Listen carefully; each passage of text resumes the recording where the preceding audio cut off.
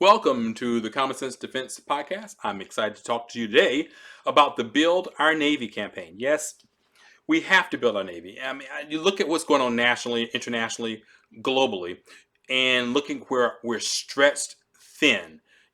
We have the Israel-Hamas Hezbollah threat going on. We have two carrier strike groups off the coast of Israel. We have the Russians in Ukraine, and we're trying to support NATO to make sure that NATO feels comfortable and strong. And we're trying to fulfill our obligations there. We have ships in the Atlantic. We have ships in the Mediterranean. We have ships in the Persian Gulf. We have ships in the Arabian Sea. Now we have ships in the Indo-Pacific, which is South China Sea, working with our friends and allies, Australia and Japan. We are stretched thin. And if we don't realize that we have a global responsibility and we don't have the ability to fulfill that, then we need to reevaluate what our purpose is here. So keeping a free and open Indo-Pacific, keeping our allies in Europe and the Middle East and free and capable of doing their, we have to do a better job on the home front. Aircraft, fighter planes, bombers, that's not the way to go because they don't have the threat value that a ship has. Tanks, you got to get the tanks there. If someone sinks the ship or shoots the plane down, your tanks are not going to get there. So the Army is important, the Marines are important, the Air Force is important, everybody's important, but the Navy is where you get your punch from.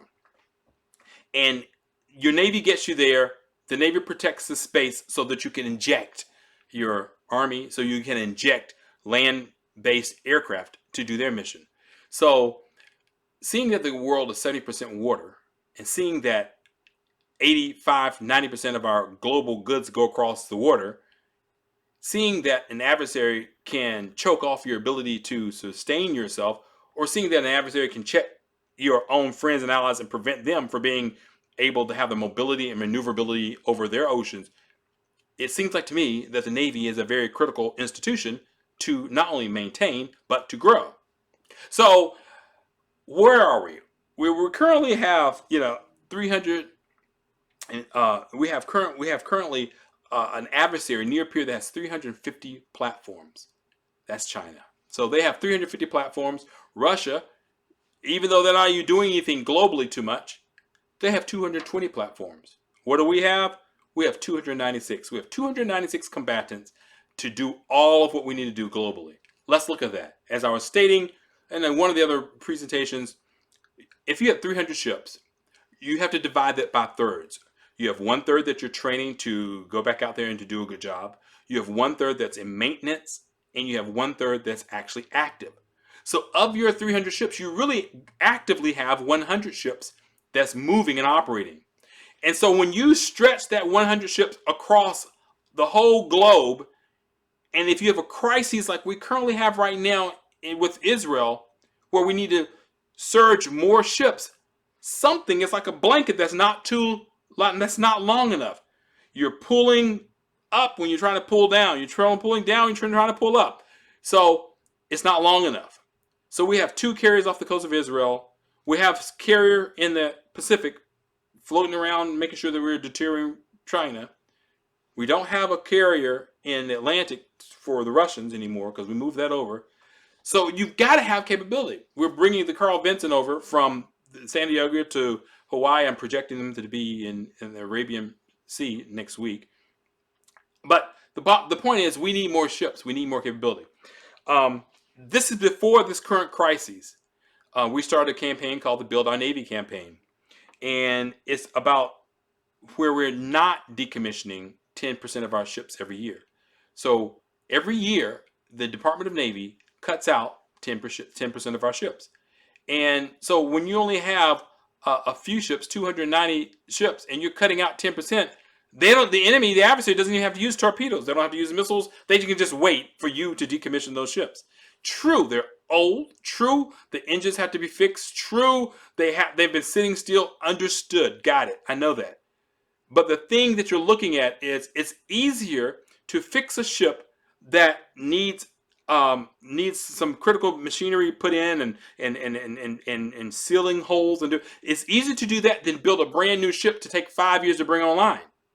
So It's a mathematics situation. So you cannot continue to decommission ships when you have threats out there that you need to have present a defense or deterrent to. So yes, it costs, oh, we're wasting $100 million because it's sitting there. Well, that's true, but how about the 5 years plus $3 billion it's going to cost to replace that? So it's better to spend $2-3 billion a year fixing up what you have and waiting to get yourself into position to build the next platform. And that's what we need to do. We need to increase our maintenance capability so that we can get where we need to go down the road. Fix your maintenance up, put the money on the platforms, keep the platforms going. Now we can launch missiles off of platform, and that platform doesn't even need its own radar. It's called off-board targeting. So we can target with an F-35 aircraft or E-2D. We can get targeting information off board, send it to a ship, and the ship can launch. We do it with robotic ships all the time. With our unmanned surface vessels, they can fire their missiles with off-board information. They don't even use their own target information. So if we can do it for a drone to launch a missile, we can do it for a Ticonderoga class cruiser. You see what I'm saying? So what we're saying that we can't do anymore, we can do, because technology has changed the paradigm. AI-based targeting is now on board. So you can fire all you want and hit targets and postulate and theorize and understand where the target is before the missile has impacted. So it's a different world than we're in. When the Aegis cruiser came out some years ago, that party is over now. You can fire from anywhere now. So that being said, we just need the mechanical capability of the Ticonderoga class to work. We just need to have containers on the back of some of our auxiliaries and fire them from our auxiliaries. You see, so there's a lot of capabilities that we're not utilizing because of technology, but because of thought processes saying that, oh, you only can have a ship that fires this type of missile and fire this way. Oh, you only can use your auxiliaries this type of way. Those days are over. And that thought process that we are allowing our political naval leaders and our Navy Department leaders to utilize, that's failed. If you look at all the numbers that we've wasted from the LCS, the DDG-1000, the Zumwalt class, the Avert Ford class, love the carrier, it costs too much, or even the problem that we had with maintenance, saying on the Virginia class. The Virginia class had one projected maintenance thing, but when the first one launched, they changed the maintenance capability, saying, oh, by the way, it's going to cost twice as much as we thought. So they changed that dynamic. So if you look at just the failed thought process that our military leaders, I love you guys, the failed thought process that we have used to get our Navy to where it is, and that's $100 billion. You look at close to $100 billion over a decade and a half that we've wasted because we've not really thought through the process. Instead of building 30 Zumwalt class DDG-1000s, we built 3. You see what I'm saying? And the whole LCS, that $34 billion we wasted with the littoral combat ship, wasted. So, pardon me if there are so many Americans who are upset because the numbers don't fit and we're wasting money and we're cutting stuff back every year. So we need to reboot. But to that end, the Navy needs more money. It's not about it's not about pointing fingers. It's now about time to fix the situation. We need money to go to the Navy. So the Build Our Navy campaign talks about, one, not decommissioning not another ship for the next 5 years. Fix what we have, leave it in place. Don't do that. We'll get you some money. The second thing is, we need to look at appropriating $4 billion to the NAVSEA budget. So that's for sustainment and infrastructure improvement, including shipyard and submarine industrial base investment. So that $4 billion needs to go to the people that are needing the money the most. The submarine industrial base definitely needs money, meaning it's an existential situation for our nation to make sure that our submarine industrial base people have all the things that they need, from a training perspective to a maintenance perspective to building out additional capacity with the submarine industrial base primaries, where there's General Dynamics and Electric Boat. They need to be our buddies.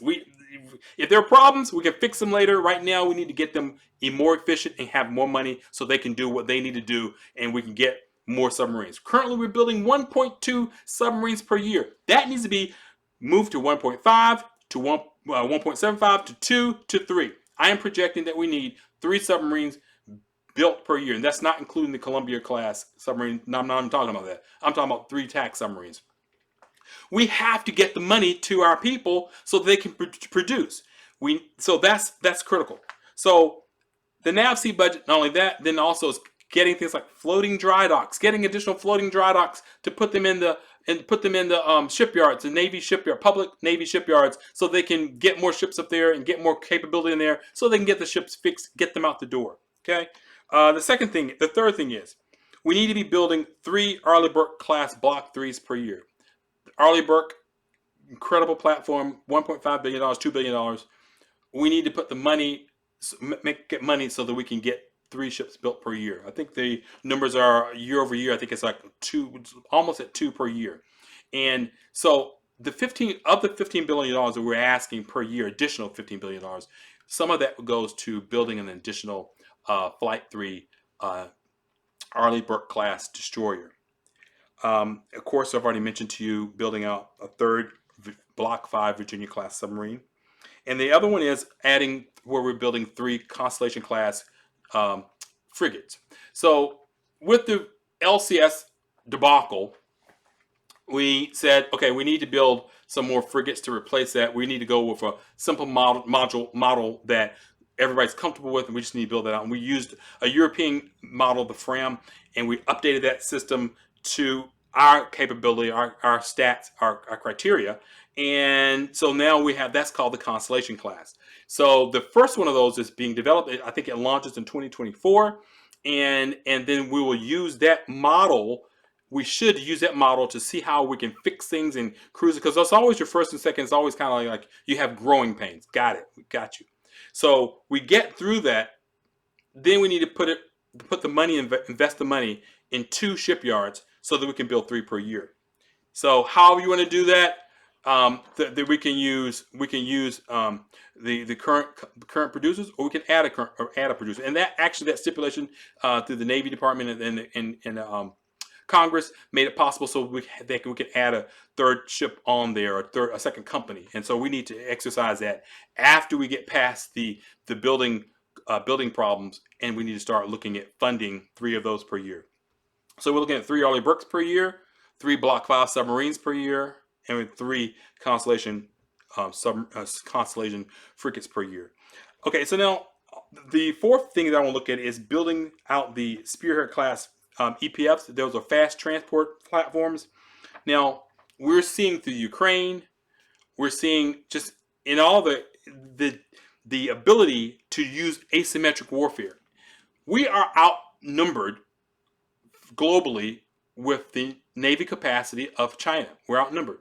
So not to be prideful, oh, we're the best, but we need to be in the affirmative that we're open to using asymmetric warfare.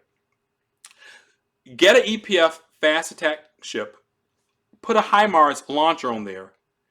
We have the precision, long-range precision fires missile coming out, and put that on the HIMARS. That has a range of 500 kilometers, so let's use that. The precision strike missile. So you put that 2 launchers on a fast attack craft, and then all of a sudden, expedition fast attack craft, and all of a sudden you're in a situation where you add a Sting to a platform that's just basically a transport vessel. It's a trimaran. It sits high, and it used to be used as its genesis of it was to make it possible for you to as a transport platform for cars, right? And as a transport capability for just a roll-on, roll-off vehicle. So what we want to do is use that platform and just put 2 HIMARS launchers on there, and all of a sudden you're in a situation where you've just changed that platform's capability from something that just transports high-speed transports tanks and trucks to something that can sink a ship 500 miles away, 500 kilometers away. And that's what we're trying to get with the precision strike missile. And so secondary to that is we want to build 10 of those platforms. And then once we roll those in, then build 10 more. So a total of 20 of those vehicle platforms. They can go all in the littoral area in the Indo-Pacific, and all of a sudden you've increased your capacity to strike enemy platforms with a very cheap rate, because they only cost, I think, a little bit under $300 million each. Okay, let's finish this up. So I also want to get 10 auxiliary platforms. So we're going to make, let's say, our tankers, not our tankers only, but our dry goods fast support ships, and also some of our LPDs and our auxiliary platforms, putting HIMARS on those with precision strike missiles on board. So all of a sudden, that whole concept of being able to send fire down range with off-board firing information, then you're in a situation where you're able to use any of your amphibious vehicles, your auxiliary vehicles, platforms, and you're able to increase your lethality by putting precision strike missiles on there, and also Tomahawk missiles, right? And SM-6s on there. So you're increasing the ability, increasing your lethality by putting on containers that have a long-range capability, or putting on a HIMARS launch platform that have long-range capabilities. And all of a sudden, what was a ship that was just taking dry goods or just transporting troops, you made that ship capable of being able to launch long-range precision fires. Not hard to do. In fact, Congress asked the Navy 4, 5, 6 years ago, give us an assessment on that. I don't think they gave you that assessment, even came back. But Congress asked the Navy for assessment on using auxiliaries. Let's lock this thing down. And finally, we want to include $1.5 billion per year for a block buy of 3 LPD-17 San Antonio platforms, San Antonio class LPDs. The Navy is very important, and the Marines, which is under the Navy, their Marines' job is to get to the battle. If we needed to transport 30,000 troops over and fight in that last mile to get them on board, get them to shore. Actually, we would use V-22s and LCACs, but nevertheless, getting Marines to the shore, that's a critical job in the future. So we don't need to get rid of the LPD-17. That's our primary platform for moving our Marines and across the oceans. We need to keep that in place for now and not change that. So a block purchase of 3 ships will give stability in the workforce, give long lead times, and make things cheaper, and also make it possible so that we know that we have those 3 platforms down the road. So that's definitely critical to the whole thing. And the last thing I want to say is also Mark 6 patrol boats, putting on there the Mark 6 patrol boats, building those platforms out so that we could put long-range precision fire missiles on there, or HIMARS missiles as well, so that you can project fire from their way. That will take the whole space up off the tail of the Mark 6, but yet you can make those platforms so they can send those missiles down range as well. And all of a sudden you look in a situation where you have a small platform but with a big punch. And so it's integrating these multiple levels that you can use minimal money and minimal finances to get a major effect. And that's really what we're looking for, minimal finances for major effect. And it's right in front of our face. We have to think asymmetrically so that we can get to the next level. So Build Our Navy campaign is that campaign that says, look, let's spend an extra $15 billion per year for a few years so that we can get up out of this hole. Because guess what? 2027 is right around the corner, where Xi Jinping is saying, hey, be ready to take Taiwan. And actually, he said publicly, it may be 2026. Any capacity, we need to be about what our nation needs to be about, to build a strong and robust Navy and a lethal Navy so that we can protect our national interests and keep our friends and allies safe. Hey, thanks so much, and have a great day.